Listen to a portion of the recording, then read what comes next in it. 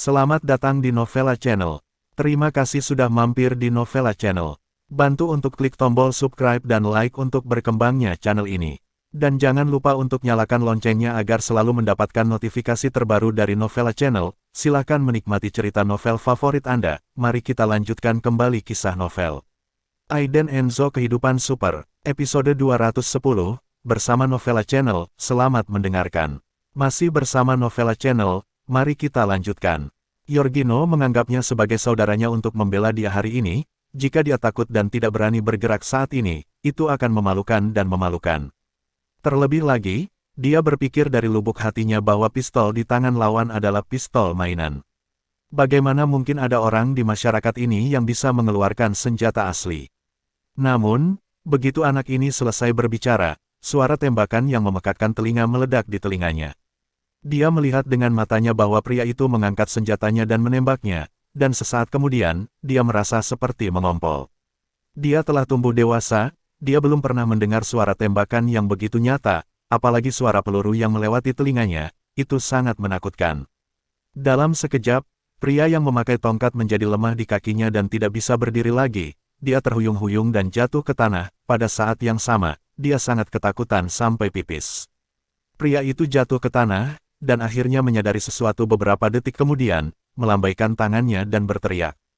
Melihat pria itu menggendong pria, Giorgino tidak bisa tenang lagi, dan dengan cepat berteriak, "Lari!"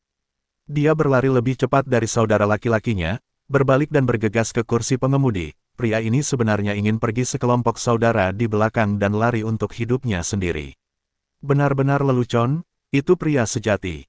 Itu bisa membunuh orang. Jika dia tidak ingin pergi sendiri, apakah dia masih memiliki seseorang untuk mati bersama mereka? Namun, Giorgino, pria kuat itu, belum berlari beberapa langkah ketika bayangan hitam melintas di depannya, dan dia dihentikan oleh pria bersenjata itu. Pria berjas ini adalah seseorang yang dekat dengan Brilio Enzo, elit yang dipilih dengan cermat, dan Brilio Enzo tetap tinggal untuk melindungi Aiden Enzo. Ketika dia berurusan dengan gangster tingkat rendah seperti Giorgino, dia hanya membuat keributan di atas sarang tikus. Giorgino merasakan kekaburan di depan matanya, dan melihat pria dengan pistol berdiri di depannya saat ini. Kapan dia datang ke sini?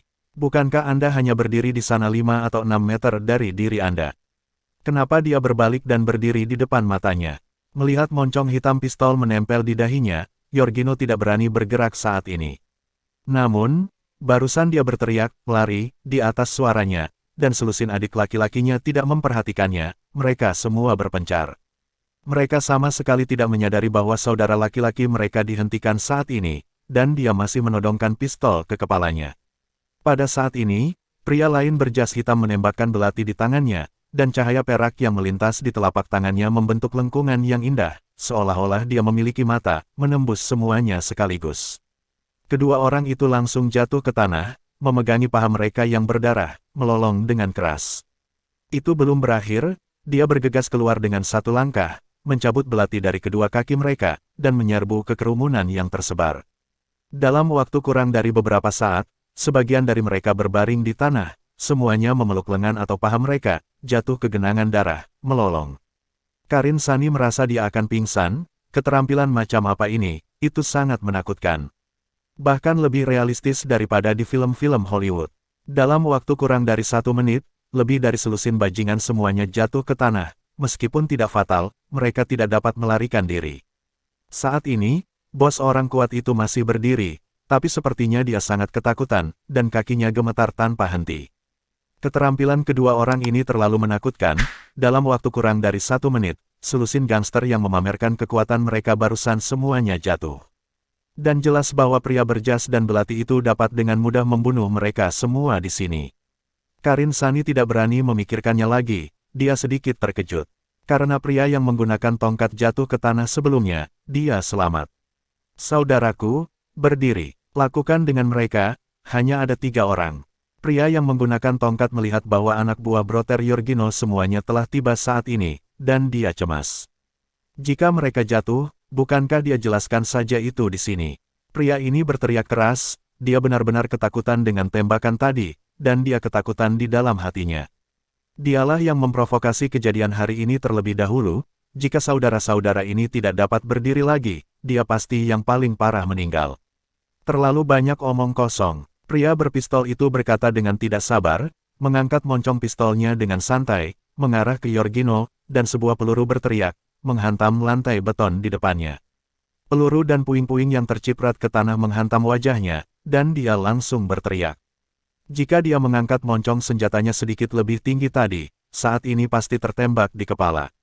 Setelah satu tembakan, pria bersetelan itu sekali lagi meletakkan moncong pistol di dahi Giorgino, dan berkata dengan suara dingin dengan sangat meremehkan, "Beraninya kamu menyerang tuan muda, kamu benar-benar tidak takut mati." Giorgino tidak berani bergerak sama sekali saat ini, dia menatap pria di depannya, dan melihat kebencian penuh dan niat membunuh yang kuat di matanya. Tampaknya selama pria di belakang menganggukkan kepalanya, dia akan tertembak. Niat membunuh seperti ini yang nyata, membuat Giorgino tidak tahan lagi. Hanya dalam sepersekian detik, dia kehilangan semua dukungan dan bersembunyi di tanah. Pria bersetelan itu meletakkan senjatanya, berjalan ke depan, mencengkeram kerahnya, mengangkatnya seperti ayam, dan kemudian melemparkan pria kuat seberat 200 pon itu keluar 10 meter. Dia jatuh dengan keras ke tanah dan berguling di depan Aiden Enzo. Saat ini, Karin Sani benar-benar ketakutan, apakah ini masih kekuatan manusia? Dia tiba-tiba tidak bisa mengerti Aiden Enzo siapa dia. Mengapa ada pria yang begitu kuat sebagai pengawalnya? Aiden Enzo tampaknya melihat melalui pikiran Karin Sani, dan dengan lembut menepuk bahunya dan berkata, "Jangan khawatir, tidak akan terjadi apa-apa di sini."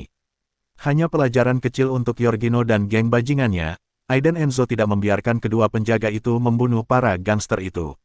Setelah itu, Aiden Enzo mengantar Karin Sani kembali ke komunitasnya.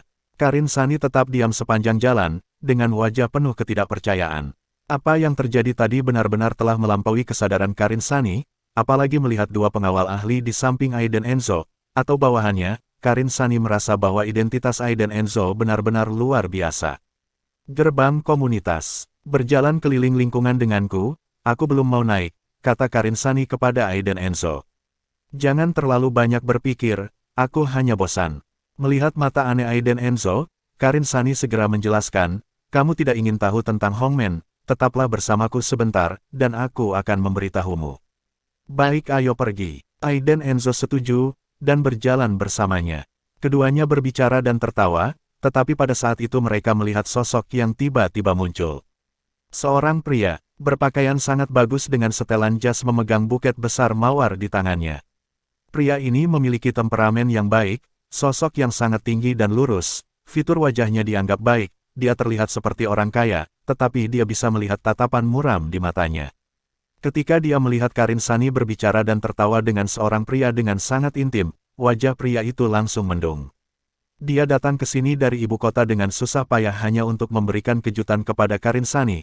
Jadi dia telah menunggu di sini sampai sekarang, tetapi dia tidak menyangka akan melihat pemandangan seperti itu. Pria yang memegang bunga itu merasa paru-parunya dipenuhi amarah, seolah-olah dia akan meledak. "Apa ini? Sialan!" Karin Sani benar-benar main mata dengan pria lain di belakangnya. Tentu saja, Aiden Enzo dan Karin Sani melihatnya. Melihat pria ini, wajah Karin Sani yang masih berbicara dan tertawa menjadi dingin dalam sekejap, seolah-olah dia melihat pria yang sangat menyebalkan. Jelas, dia tidak suka pria yang memegang bunga ini. "Dinelo Hong, kenapa kamu di sini?" Karin Sani bertanya dengan wajah datar. Pria bernama Dinelo Hong ini mencoba yang terbaik untuk menekan amarah di dalam hatinya, mengangkat jarinya, menunjuk ke Aiden Enzo dengan sangat tidak ramah, dan bertanya dengan marah, "Karin Sani, siapa dia?" "Siapa dia? Apakah perlu untuk memberitahumu? Apa yang kamu lakukan di sini?" Karin Sani bertanya dengan acuh tak acuh. Aiden Enzo juga bertanya dengan suara rendah, "Pacarmu?" Karin Sani berkata dengan tidak senang, "Tidak, namanya Dinelo Hong, dan aku sama sekali tidak menyukainya." "Ngomong-ngomong, jika kamu ingin bertanya tentang Hongmen, dia adalah tuan muda dari aula luar gerbang merah di Tiongkok." Terima kasih sudah mampir di Novela Channel. Bantu untuk klik tombol subscribe dan like-nya untuk berkembangnya channel ini. Novela Channel akan memberikan lebih banyak lagi cerita novel yang lainnya dalam versi audio.